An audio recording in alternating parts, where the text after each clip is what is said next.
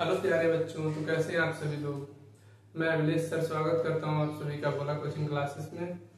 तो आज new batch start हुआ है जिसका नाम है कड़ बैच। इसके लिए क्लास 10th के लिए तो पढ़ने वाले क्या है, वास्तविक संख्याएं। जो कुछ भी इसमें पढ़ाया जाएगा क्लास 10th से रिलेटेड पूरी अच्छे से तैयारी कराई जाएगी मैथ और साइंस के लिए। तो जो लोग बच्चे नए हैं जरूर सब्सक्राइब करें। चलिए देखते हैं आज वास्तविक संख्याएं के बारे में। इसमें कड़ बैच में कौन कौन सा सब्जेक्ट पढ़ाया जाएगा। एक हो गया मैथ और एक हो गया साइंस। मैथ और साइंस एकदम बेहतरीन और अच्छे तरीके से पढ़ाया जाएगा। चलिए देखते हैं।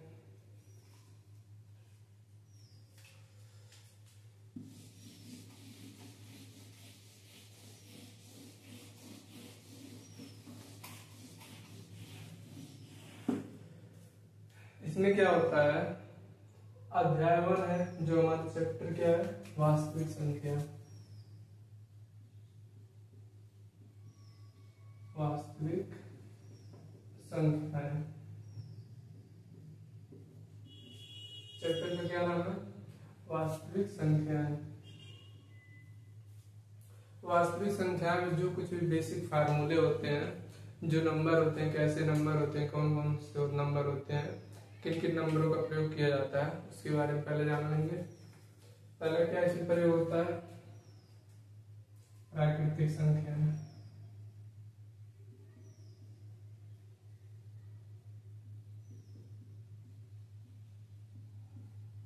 क्या है, प्राकृतिक संख्या। अगर नंबर 1 से स्टार्ट हो रहा है, कहां से, 1 से लेके कहां तक जा रहा है, इंफिनिटी तक, तो क्या है, प्राकृतिक संख्या है। प्राकृतिक के बाद आता है पूर्ण संख्या में। क्या आता है, पूर्ण संख्या। पूर्ण संख्या यहाँ पे 1 था तो इसमें 0 क्या होता है, जुड़ जाता है। पूर्ण संख्या में जब 0 जुड़ जाएगा तो क्या हो जाएगा, पूर्ण संख्या। कहां तक जाता है, इंफिनिटी तक। और क्या है, उसके बाद तीसरे नंबर पे आता है पूर्णांक। क्या आता है, पूर्णांक। पूर्णांक क्या होता है, नेचुरल नंबर में क्या हो गया, 1 से लेके कहां तक जा रहा है, इंफिनिटी तक। पूर्ण संख्या क्या है, 0 से जो स्टार्ट होता है। नेचुरल नंबर यानी कि प्राकृतिक संख्या और पूर्ण संख्या दोनों एक ही होता है। फर्क इसमें क्या होता है, इसमें 0 ऐड हो जाता है, 0 जुड़ जाता है तो क्या होता है, पूर्ण संख्या बन जाता है। अब पूर्णांक क्या होता है, पूर्णांक में माइनस में भी होता है और क्या होता है, प्लस में भी होता है।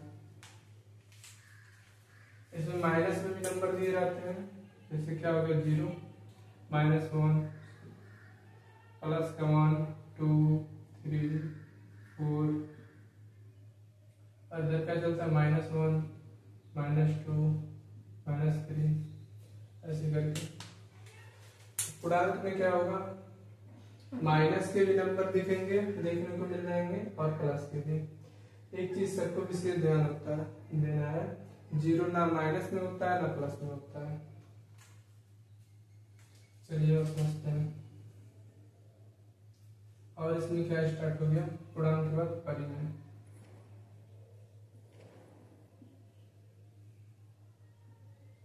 क्या हो गया, परिमेय। अब परिमेय क्या होता है, परिमेय संख्या जिसे P/Q के रूप में लिखा जा सके उसे क्या कहते हैं, परिमेय संख्या कहते हैं। क्या लिखेंगे, जिसे P/Q के रूप में लिखा जाता है वो क्या कहलाता है, परिमेय संख्या कहलाता है।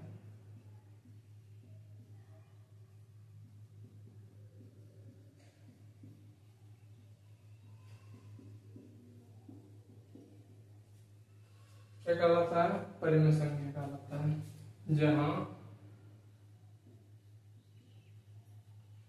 जहां क्या है, P व क्यू क्या है, पूर्णांक है।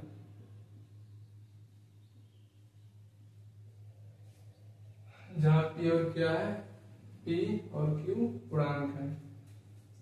और क्या होता है, क्यू इक्वल 0। इसमें क्या लिखा गया है, जिसे पी बटे क्यू के रूप में लिखा जाता है परिमेय संख्या कहलाता है। जहाँ पी व क्यू क्या है, पूर्णांक है, और क्यू इक्वल 0। यानी कि क्या कहना चाह रहा है, परिमेय संख्या क्या होगा जिसे पी बटे क्यू के रूप में लिखा जा सके। जैसे हम लिख रहे हैं 5/3 क्या है, परिमेय संख्या है। -2/5 क्या है, परिमेय संख्या है। और क्या हो जाएगा, अगर 2 है तो ये भी क्या है, परिमेय संख्या है, क्योंकि इसके हर में 1 लिखा जाता है। ये सब पी बटे क्यू के रूप में लिखा जा रहा है। अगर बात कर ले रूट वाले, अगर मान लीजिए रूट में 4 आ गया तो ये क्या है, परिमेय संख्या है, क्योंकि जो नंबर हमें प्राप्त होता है वो क्या प्राप्त होता है, पूर्णांक। इसके नीचे 1 लिख देंगे, क्या हो गया, परिमेय संख्या। अब यहीं पे लिख रहे हैं रूट में 2, ये क्या परिमेय संख्या है, नहीं, क्योंकि रूट में जो 2 है इसे पी बटे क्यू के रूप में नहीं लिखा जा सकता। ये पूर्णांक थोड़ी ना है।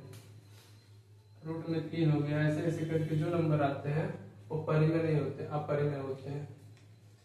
क्या होते हैं, अपरिमेय।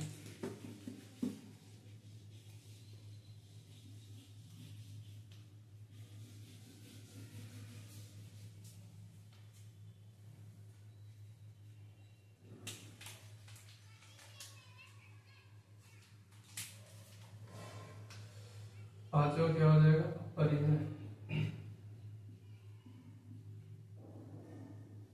अपरिमेय में क्या होता है, जिससे पी बटे क्यू के रूप में, इसका क्या हो जाएगा, उल्टा।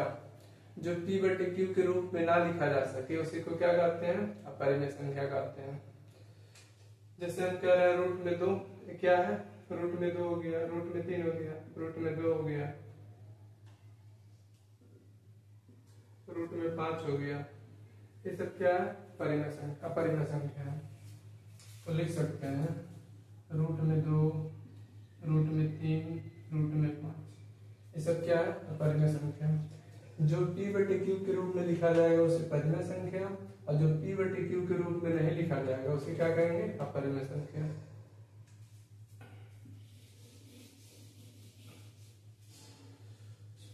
चलिए और देखते हैं। छठवां क्या हो जाएगा, वास्तविक संख्या।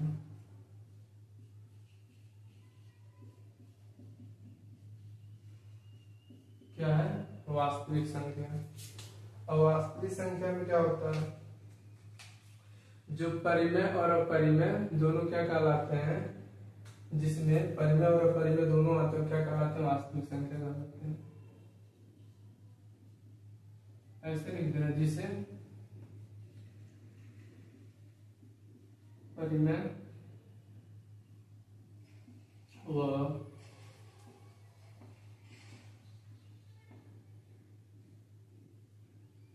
जिससे परिमेय और अपरिमेय में लिखा जाता है वो क्या कहते हैं, वास्तविक संख्या कहते हैं। क्या सभी नंबर वास्तविक संख्या होती हैं, नहीं। इसमें कुछ कुछ ऐसी संख्या होती है, ऐसे ऐसे नंबर होते हैं जो वास्तविक संख्या नहीं होती हैं। जैसे बात कर लें रूट में -2, रूट में -3, ये सब क्या वास्तविक संख्या है, तो नहीं, बिल्कुल नहीं। अगर रूट में कहीं माइनस आ जाए तो इसे बोलते हैं काल्पनिक संख्या। क्या होता है, काल्पनिक संख्या।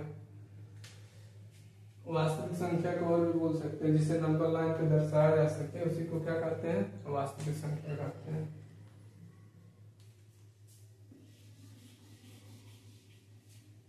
इसमें क्या है, प्राकृतिक संख्या क्या है, जो 1 से लेकर इंफिनिटी तक जा रही है वो क्या है, प्राकृतिक संख्या। पूर्ण संख्या क्या है, इसमें 0 ऐड हो जा रहा है, इसे क्या बोलते हैं, पूर्ण संख्या। इसका अलग अलग नंबर तो एक ही होता है, नंबर में क्या होता है, संख्या। ये सब पूरे संख्या के अंतर्गत आते हैं। कौन कौन से नंबर है, अभी इसमें इवन ऑड है तो उसका प्रयोग इसमें नहीं करेंगे। बस इतना जान लीजिए, जो वास्तविक संख्याओं में प्रयोग होता है तो प्राकृतिक होता है, पूर्ण होता है, पूर्णांक होता है, परिमेय और अपरिमेय। वास्तविक संख्या में पढ़ना क्या क्या है? वास्तविक संख्या में पढ़ना होता है कि अपरिमेय, जैसे मान लीजिए हम लिख रहे हैं, इसमें एक गजब का होता है रूट में 2। रूट में 2 क्या है? सबको पता है अपरिमेय है। तो क्या करता है? सिद्ध कीजिए, सिद्ध कीजिए कि रूट में 2 अपरिमेय है या नहीं है। ये हमें पहले से ही पता है कि रूट में 2 क्या है? अपरिमेय है। तब भी बोलता है सिद्ध करने के लिए कि रूट में 2 अपरिमेय है कि परिमेय है। चलिए क्वेश्चन की तरफ देखते हैं कैसे क्वेश्चन आते हैं।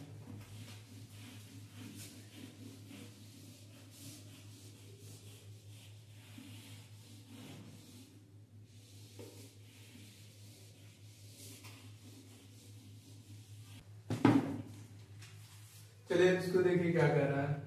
निम्नलिखित संख्याओं को अभाज्य गुणनखंड के रूप में व्यक्त कीजिए। क्या कह रहा है?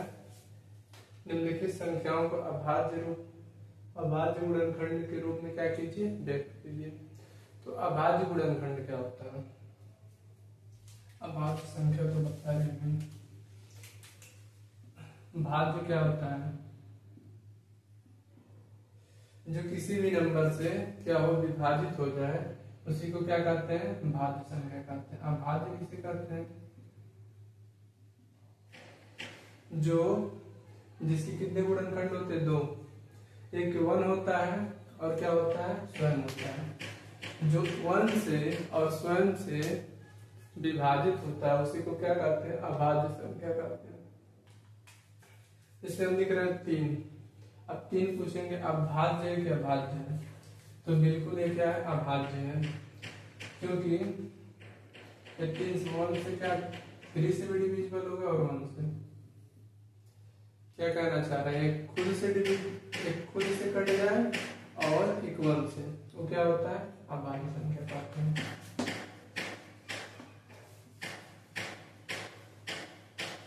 तो अभाज्य संख्या सबको पता चल गया होगा। अभाज्य किसे कहते हैं और भाज्य किसे कहते हैं? तो इसमें बिल्कुल कंफ्यूज नहीं होना है। इसे पूछा क्या है? निम्नलिखित संख्याओं को अभाज्य गुणनखंड के रूप में क्या कीजिए? व्यक्त कीजिए। चलिए करते हैं। क्या लिखेंगे? 140। 140 से क्या करेंगे? अभाज्य गुणनखंड। गुणनखंड क्या होता है? जिसे खंडों में तोड़ा जा सके। खंड खंड करके, जैसे हम यहाँ पे लिख रहे हैं 4, इसका अभाज्य गुणनखंड करना है तो क्या करेंगे? लिखेंगे 2 गुणे 2। क्या हो जाएगा? 2 गुणे 2। और एक और हो सकता है, वो हो सकता है। तो 4 को 2 इंटू 2 इंटू 1, 2 गुणे 2 गुणे 1 लिख सकते हैं। अब क्या है? 140 है। 140 का अभाज्य गुणनखंड करेंगे। 2 सत्ते 14, 2 70। अरे किससे कटेगा? 7 5 35, 7 एक नाम है 7। तो जितने नंबर ऐसे मिल गया है सब क्या है? अभाज्य नंबर है, भाज्य नहीं है। तो क्या लिखेंगे? 140 2 गुणे 2 गुणे 5 गुणे 7। 2 पे पावर है। इसे और किस तरह लिखा जा सकता है? इसे लिख सकते हैं 2 पे पावर 2 मल्टीप्लाई 5 मल्टीप्लाई 7। इस तरह लिखा जाता है।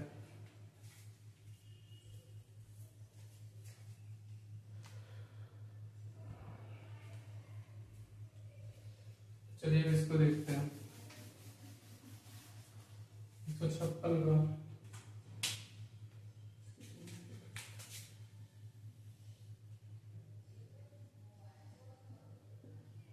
156 का अभाज्य गुणनखंड करेंगे। कितना हो जाएगा? 214 2 16।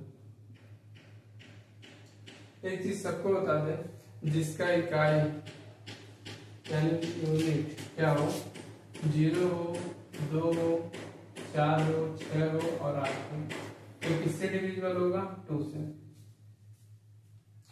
सबको विशेष ध्यान रखना है, जिसका इकाई यानी कि जो पहला अक्षर है, पहला अंक है, वो क्या हो? 2 0 हो, 2 हो, 4 हो, 6 हो और 8 हो, तो किससे डिविजिबल होगा?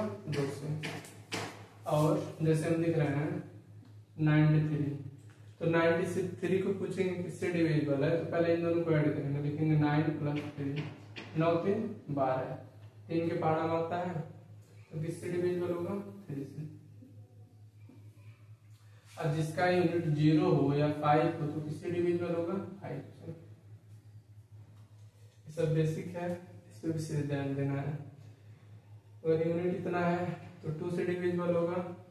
अगर नंबर में है, कोई नंबर दिया है, जैसे हम लिख रहे हैं 7 लिख दिए, 3 लिख दिए और क्या लिख दिए 2, ये पूछेंगे किससे डिविजिबल है, तो अलग अलग करके ऐड करेंगे, 7 + 3 + 2। पेपर में इस तरह बिल्कुल नहीं लिखना है कि 7 + 3 + 2 करके लिखे, मन में ऐड कर लेना है, 7 3 10 10 2 12, किससे डिविजिबल है, 3 से। 5 से क्या होता है, जिसका इकाई 0 हो और 5 हो तो किससे डिविजिबल है, 5 से। चलिए और देखते हैं।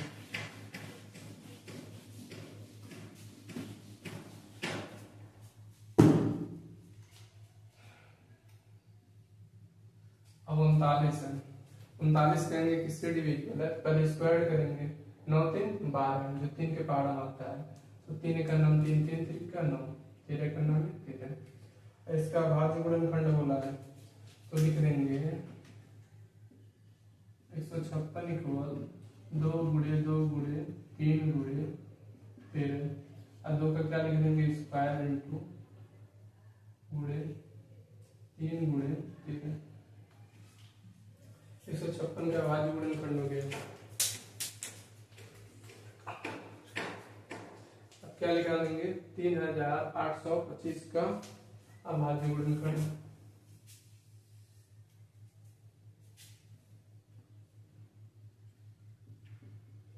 अभी क्या बताएं, जिसका इकाई अगर 5 हो या 0 हो तो किससे भाग जाएगा, 5 से। 5 से काटेंगे, 5 7 35, 3 बचा उसको दे दिया, 5 7 35, 3 बचा उसको दे दिया, क्या हो गया 32, जो यहाँ पे 32 हो गया, 5 6 30 और 2 इसको दे दिया, 5 बचे 25। फिर किससे जाएगा, 5 से, 5 का नाम 5, 2 बचा था इसको दे दिया, 5 बचे 25। अब क्या बचा, 1 इसको दे दिया, 5 3 15। अब किससे डिवाइड होगा, 5 3 8 8 1 9, ये किसी से डिवाइड नहीं होगा, किससे डिविजिबल है, खुद से। तो क्या लिखेंगे, 3825 का गुणनखंड क्या हो जाएगा, 5 का स्क्वायर गुणे 103। ये क्या है, अभाज्य गुणनखंड। चलिए इसका निकाल देते हैं, जगह कम पड़ रहा है। यहाँ पे क्या लिखेंगे, 5005, इसका यूनिट इकाई कितना है, 5 है, तो 5 से भाग जाएगा, 5 का नाम 5 0 0, 5 का नाम है 5। अब किससे जाएगा, किसी से नहीं जाएगा, खुद से जाएगा, 1 0 0 1 1 बार। तो इसका अभाज्य गुणनखंड क्या हो जाएगा, 5 × 1 0 0 1।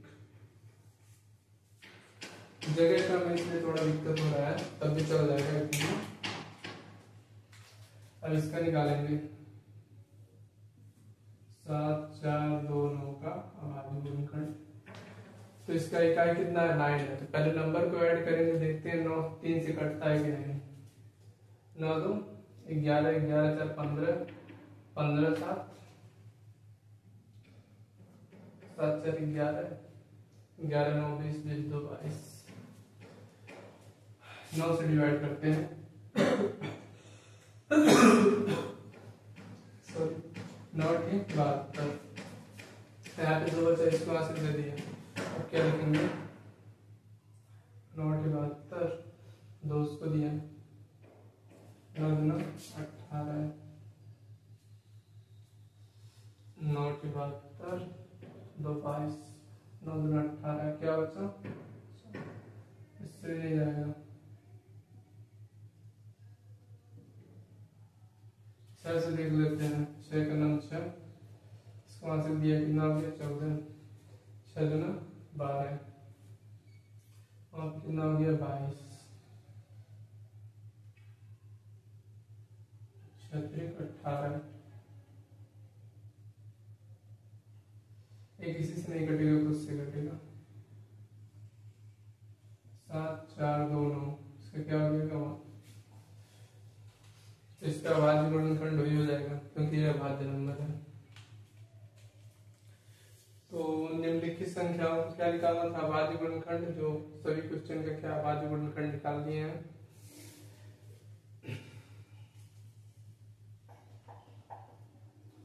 सब जितना कुछ है सब एनसीईआरटी से क्वेश्चन है, सबको बता दे रहे हैं। जो मैथ या साइंस है क्या पढ़ाने वाले हैं, मैथ और क्या साइंस है, इन दोनों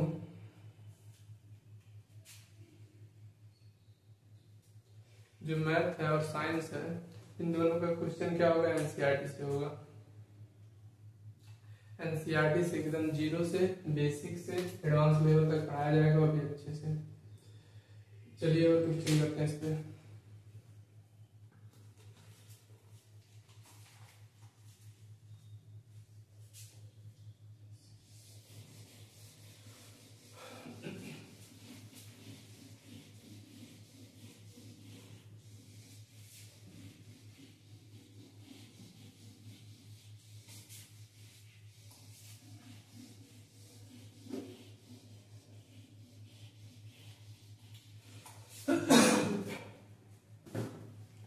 चलिए इसको देखिए, इसमें क्या कह रहा है, पूर्णांक को, ये सब क्या है, पूर्णांक है, पूर्णांक को निम्नलिखित युग्मों के रूप के एचसीएफ और एलसीएम ज्ञात कीजिए तथा इसकी जांच कीजिए कि दो संख्याओं का गुणनफल एचसीएफ गुणे एलसीएम है। पहले क्या करना है, इस क्वेश्चन का एलसीएम निकालना है और एचसीएफ निकालना है। क्या क्या निकालना है, एचसीएफ और एलसीएम।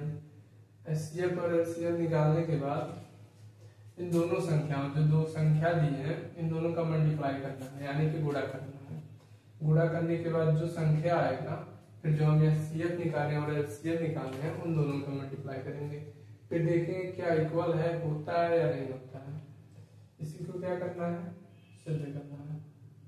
चलिए करते हैं। इसका पहले क्या निकाल लेंगे, एचसीएफ। 13 दूना 26, 13 करना में 13, ये किससे कटेगा, 91, 13 7 91, 13 करना में 13।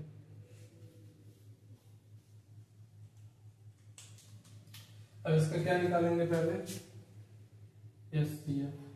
एचसीएफ निकालने के लिए 26 इक्वल 2 गुणे 13, और ये क्या है 91 इक्वल 7 गुणे 13। एचसीएफ क्या होता है, अगर इसमें भी वही नंबर दिया है और दूसरे वाले क्वेश्चन में भी वही सेम नंबर दिया है, तो उसमें से एक नंबर क्या करते हैं, निकाल लेते हैं। यानी कि जब न्यूनतम घात होगा जिसका, न्यूनतम जिसका घात होगा वो क्या होगा, एलसीएम होगा, एचसीएफ होगा, और उच्चतम घात वाली संख्या क्या होगी, एलसीएम होगी। कैसे बता रहे हैं, 13 और 13 क्या हो गया, ये हमारा एचसीएफ हो गया। एचसीएफ कितना निकला, 13 निकला। अब क्या निकालेंगे, एलसीएम। एलसीएम निकालने के लिए जब इसमें 13 है, इसमें 13 है, तो उसका क्या नंबर लेंगे, एक ही नंबर लेंगे। कितना संख्या लेंगे, 1, और इसका क्या है 2 गुणे 7, यानी कि 2 गुणे 7 लिखेंगे, 2 गुणे 7। इन सब को क्या करेंगे, गुणा कर देंगे। 7 गुणे 14, यानी कि 13 गुणे 14।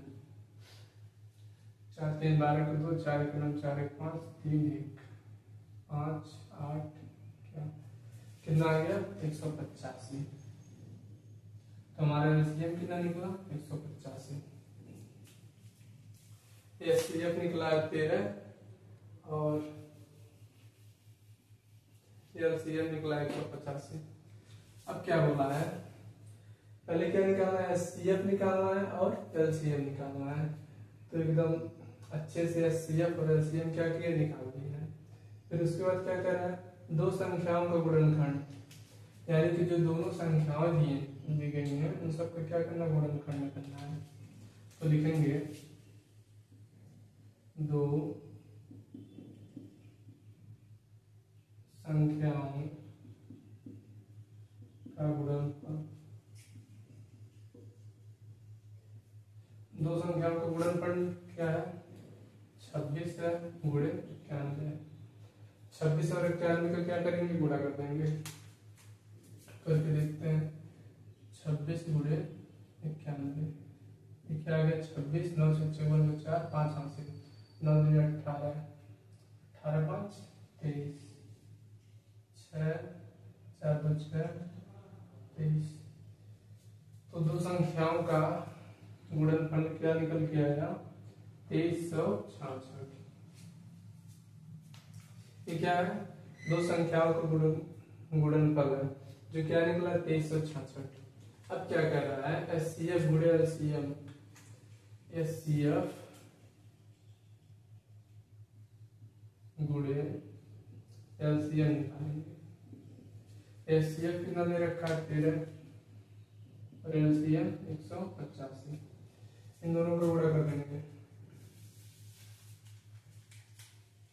लिखेंगे 185 गुणे 13, 3 5 15 को 5, 3 और 24 25 को 5, 3 करना है 3, 5 8 1, 5 5 को 10 को 0, 8 3 11 1 12 को 2 और 1 कितना आ गया, तो गलत हो रहा है, ठीक है।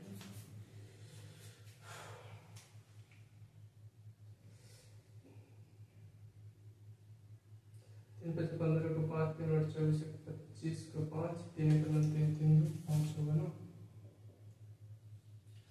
क्या करेंगे, 5 5 पर 10 को 0,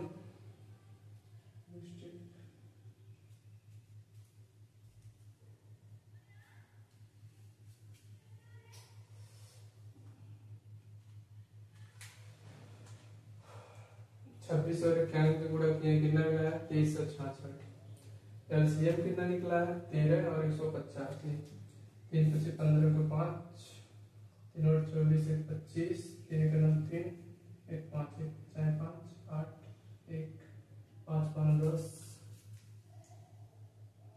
8 5 13,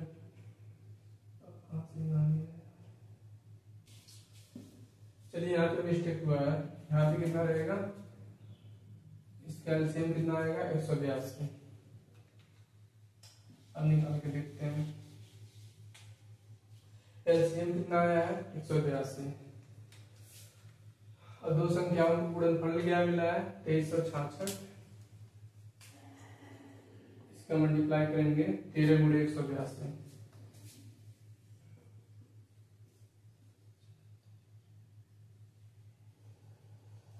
3 2 6, 3 और 24 को 4, 2 हासिल, 3 का 9 3 3 2 5, 2 8 1, 6 4 2 6 8 5 13 को 3 2। अब इसका कितना मिला, 2366, जो बिल्कुल सही है।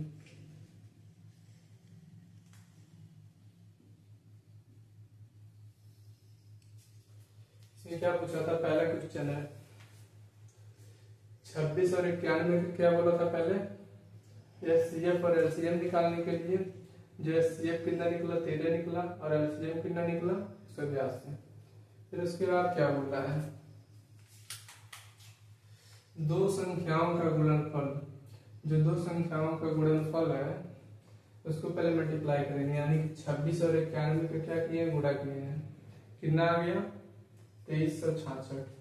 फिर उसके बाद क्या बोल रहा है, गुणनफल इक्वल है किसके, एचसीएफ और एलसीएम के। तो एचसीएफ गुणे एलसीएम करेंगे, जिसका कितना आ जाएगा, 13 गुणे 182, कितना आया, 2366, जो बिल्कुल सही है।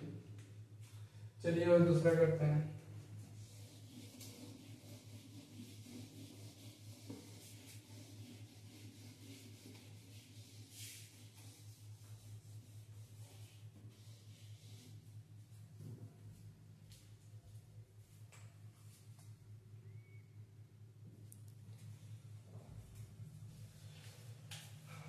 पहला खत्म हो गया, अब क्या बचा दूसरा।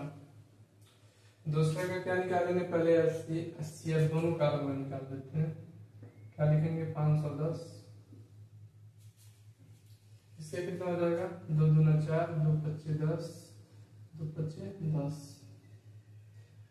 अब क्या बोले हैं, जिसका इकाई 5 है वो किससे डिवाइड होगा 5 से, तो 5 पच्चे 25, 5 इक्यावन में 5। अब किससे जाएगा,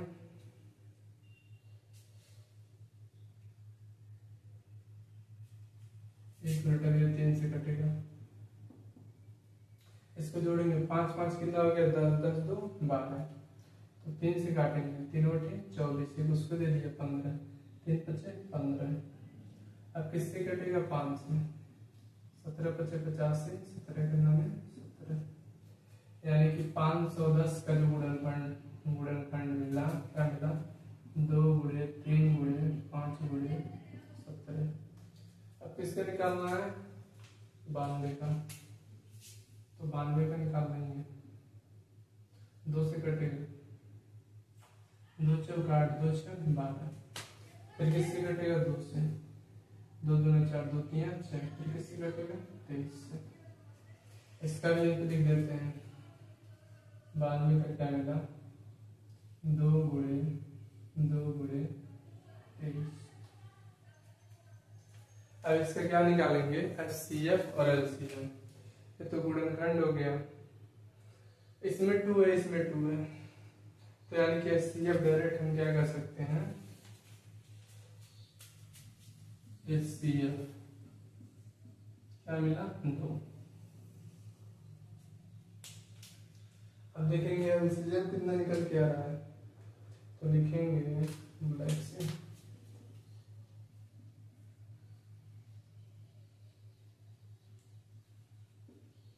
LCM, यानी कि इसमें 2 है इसमें 2 है, दोनों में 2 2 है, तो कितना लेंगे 1 ही 2।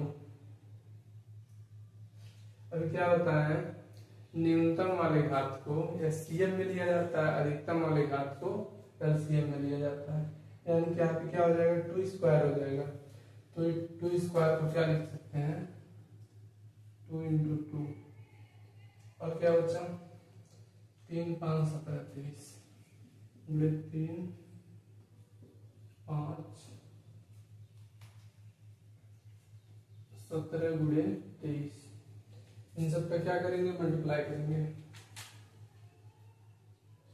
चलिए करते हैं, बहुत बड़ा होगा लेकिन 2 दूना 4, 4 3 12, 12 पच्चीस 60, यानी कि 60 गुणे 17, 7 0 0 कितना आ गया 7 0 0, 7 पच्चीस 35, 7 6 42, 0 6 0 2 6 4 10, कितना मिला 1020। अब इसमें कितने का मल्टीप्लाई करेंगे 23 का, 3 0 0 3 0 6 3 0 0, सही है, हाँ सही है, 3 करना है 3 0 2 दूना 4 2 0 0 2 2 0 6 4 3 2, कितना मिला 23,460। क्या निकल के आ गया LCM।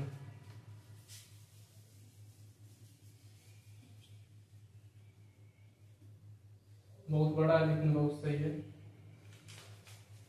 HCF कितना निकला है 2 निकला है, और LCM 23,460। HCF और LCM का काम खत्म हो गया। अब क्या कह रहा है दो संख्याओं का गुणनफल, तो क्या किया था 500 लिखेंगे दोनों से, 2 संख्याओं का गुणनफल। दो संख्याओं का गुणनफल क्या है 510 गुणे 92। 510 के गुणा किसमें करेंगे 92 में। चलिए करते हैं, लिखेंगे 500 ऊपर कर ले रहे 0 2 2 25 10 9 0 0 9 9 9 45 46,920 कितना आया 46,920। ये क्या हो गया, दो संख्याओं का गुणनफल। अब क्या कह रहा है, एचसीएफ गुणे एलसीएम क्या दोनों बराबर है?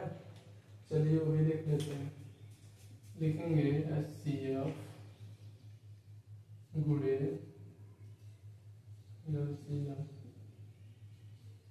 तो एचसीएफ हमारा कितना दे रखा है 2 और एलसीएम 23,460। इन दोनों का मल्टीप्लाई कर देंगे। 2 0 0 2 6 12 को 2 2 चौक 8 1 9 2 3 6 2 2 4 कितना आ गया 46,920, जो बिल्कुल सही है। अगर कभी भी हम एलसीएम या एचसीएफ निकालते हैं, जैसे 2 नंबर दिया था, इसका क्या क्या निकालना है, एचसीएफ निकालना है और एलसीएम निकालना है। अगर इसको जांच करना हो कि एलसीएम और एचसीएफ जो निकाले वो सही है कि नहीं, तो क्या करते हैं, पहले दो संख्याओं को क्या निकालते हैं, गुणनफल निकालते हैं। तो दो यहाँ पे कितना संख्या था, 2 संख्या ना, तो जो 2 संख्या दिया रहेगा उसको क्या करेंगे, गुणा करेंगे। फिर उसके बाद क्या करेंगे, जो नंबर आ जाएगा उसको लिख देंगे। फिर क्या निकालेंगे, एचसीएफ गुणे एलसीएम। जो हमारा एचसीएफ आया है और एलसीएम आया है उसका गुणा कर देंगे। जब गुणा करेंगे, जब दोनों का नंबर क्या आए, सेम आए, तो यानी कि एलसीएम और एचसीएफ क्या है, सही है। अगर सेम नहीं आता है तो बिल्कुल गलत है। चलिए अब लास्ट वाले को करते हैं।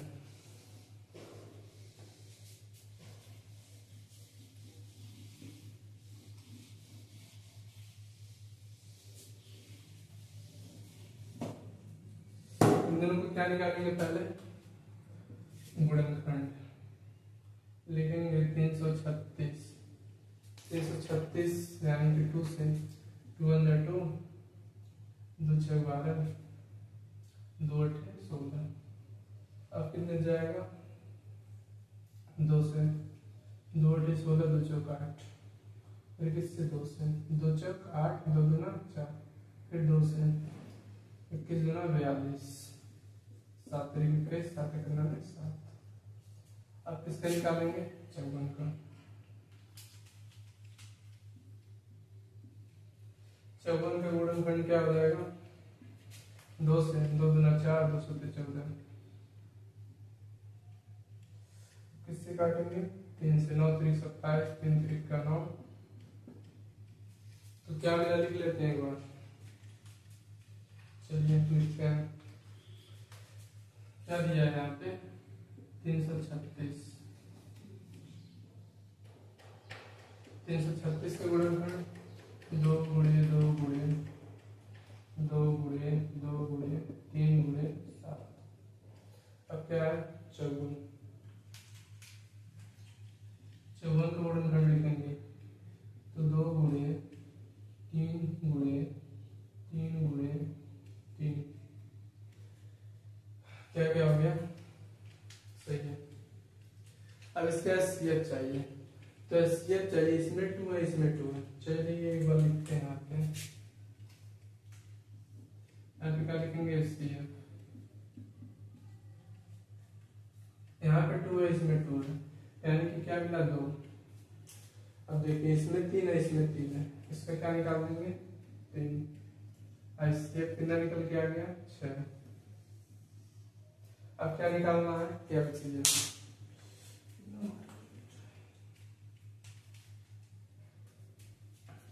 लिखेंगे एलसीएम, तो यहाँ पे 2 है यहाँ पे 2 है, तो इसका क्या ले लेंगे 2, यहाँ पे 3 यहाँ पे 3, इसका क्या लिख लेंगे 3।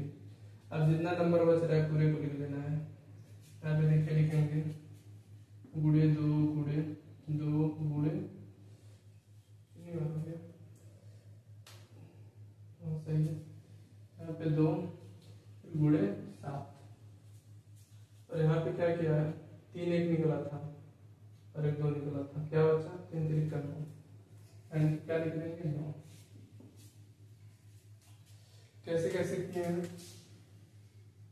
एचसीएफ में एक बार यहाँ पे 2 है यहाँ पे 2 है, यानी कि क्या है अधिकतम घात है, तो क्या लिख दिया 2। यहाँ पे 3 यहाँ पे भी क्या अधिकतम घात है 3 हो गया, फिर क्या क्या बचा है, 3 बार 2 है, हाँ 3 बार 2 है, फिर क्या है 7 है, फिर यहाँ पे क्या है 2 बार 3 है, तो 3 3 का क्या लिखेंगे 9 लिख लेंगे। चलिए करते हैं मल्टीप्लाई, 3 पे गुणा 2 में करेंगे, 3 दूना 6, 6 दूना 12, 12 दूनी 24, 24 दूना 48, क्या हो गया 48 गुणे 7, 7 8 56 को 6 5 7 से 7 चौक 28, 28 से 5 जोड़ेंगे कितना हो गया 23।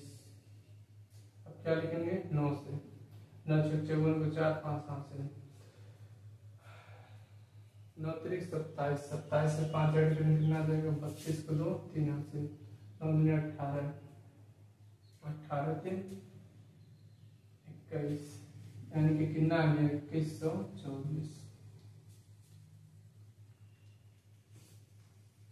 एलसीएम कितना निकल गया 2124।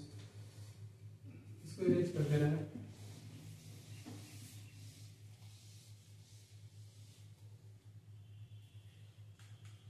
इस क्वेश्चन को यहाँ पे लिख दे रहे हैं।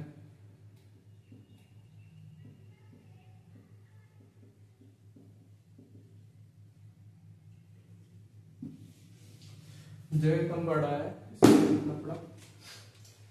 क्या निकला एचसीएफ कितना निकल गया 6 निकल गया और एलसीएम 2124।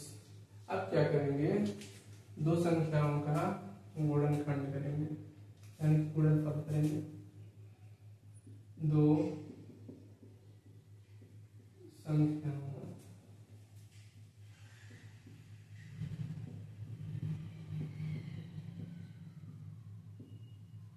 संख्याओं कौन कौन सी है, तो 300 क्या है 36 है मल्टीप्लाई 54,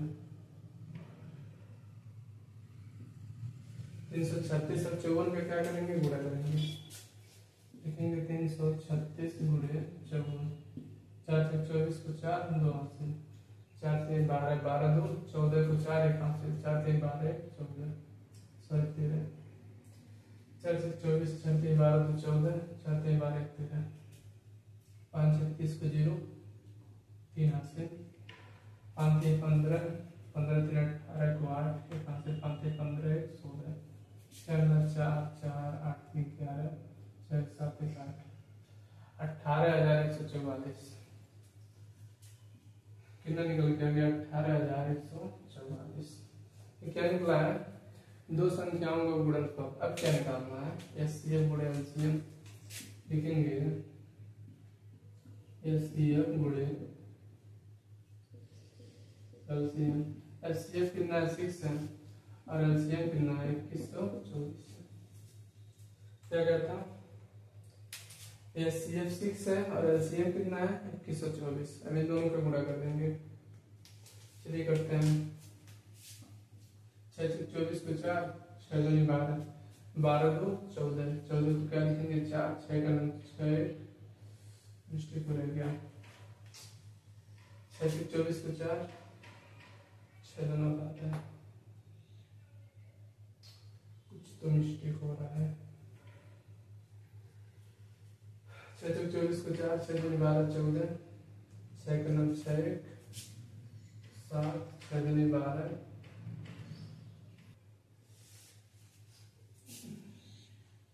336 था और कितना था 54 था, 4 से 24 को 4 4 3 12 को 14 4 3 12 13 5 6 30 5 3 15 3 18 5 3 15 16 4 8 3 11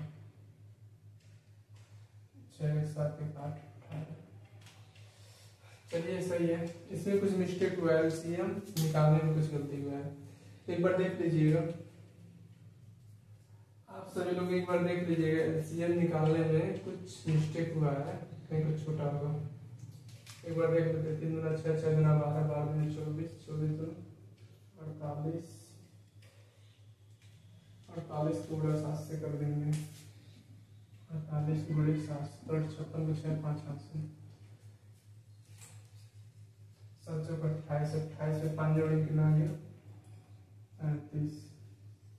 अब क्या बचा 9 9 चौक 54 को 4 5 हाथ से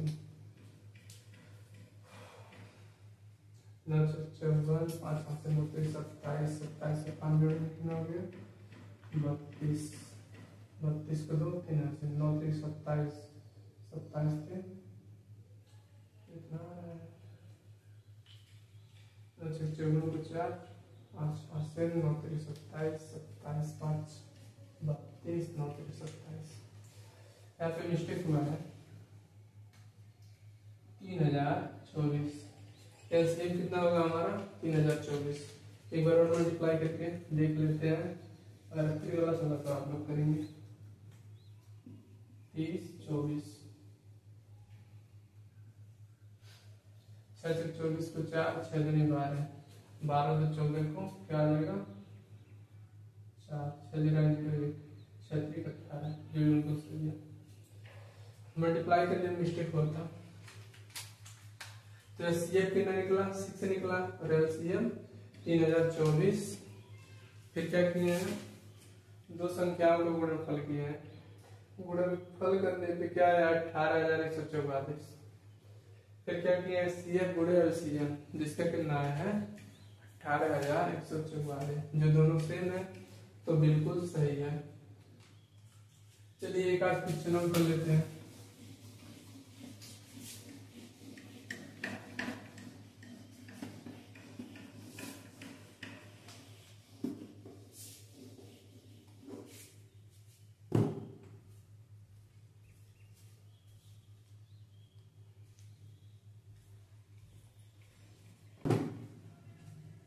चलिए अभी क्या कह रहा है इसमें कह रहा है 18 और 117 की एचसीएफ को मतलब जो 18 और 117 है उसका एचसीएफ जो निकल के आएगा उस एचसीएफ को किसके रूप में लिखा गया है 18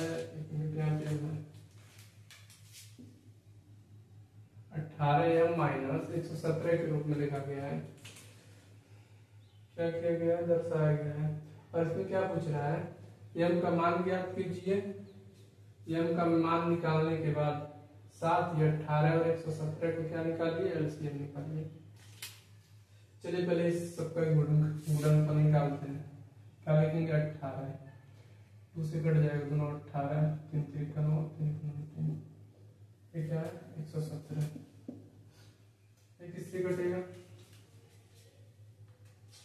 3 से 3 3 का 9 क्या बचा 2 उसको दे दिए 27 3 9 27 फिर 3 से 3 3 39 13 का 9 13 सबको लिख लेते हैं। लिखेंगे 18 = 2 गुणे 3 गुणे 3 और 117 का क्या निकल के आया है 3 गुणे 3 गुणे 13। इसमें क्या पूछा है पहले एचसीएफ की बात करते हैं। देखिए इसमें 3 है इसमें भी 3 है इसमें 3 है इसमें 3 है यानी कि जो न्यूनतम घातों की संख्या हो जाएगा वो क्या हो जाएगा एचसीएफ यानी कि 3 3 क्या हो गया 9। तो हमारा एचसीएफ जो निकल गया लिख देते हैं।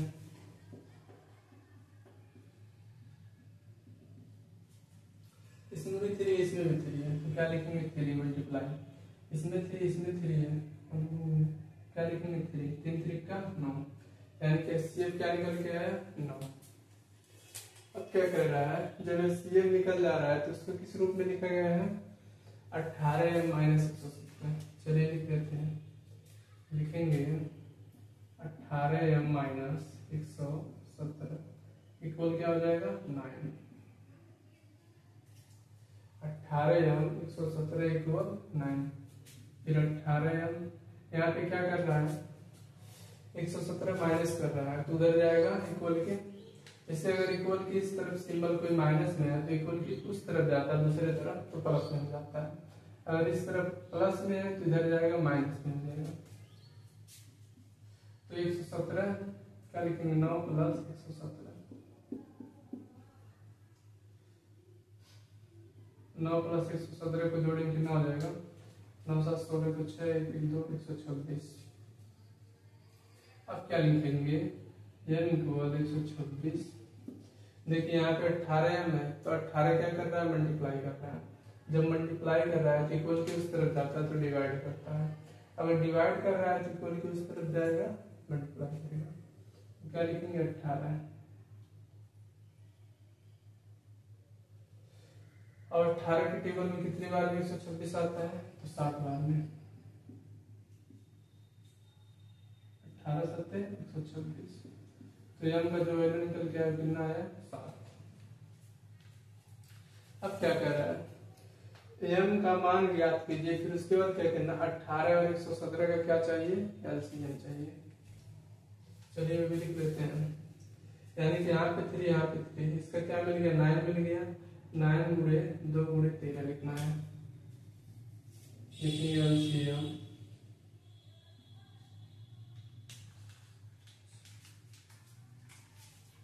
देखिए यहाँ पे भी 3 है, यहाँ पे भी 3 है, तो अधिकतम घात कितना होगा 2 होगा, 3 पे पावर 2। तो इसके लिए इसको लिख सकते हैं 9, यानी कि 9 गुणे 2 गुणे 13, 9 गुणे 2 गुणे 13, 13 दूना कितना हो जाएगा 26, एक बार मल्टीप्लाई कर देना, 13 दूना 26, 26 गुणे 9, यानी कि 26 गुणे 9 करेंगे, 9 छक्के 4 5 86, 9 दूनी 18, 18 5, हाँ सही है, 18 5 कितना हो जाएगा 23, यानी कि एलसीएम कितना निकल गया है 234, जो बिल्कुल सही है।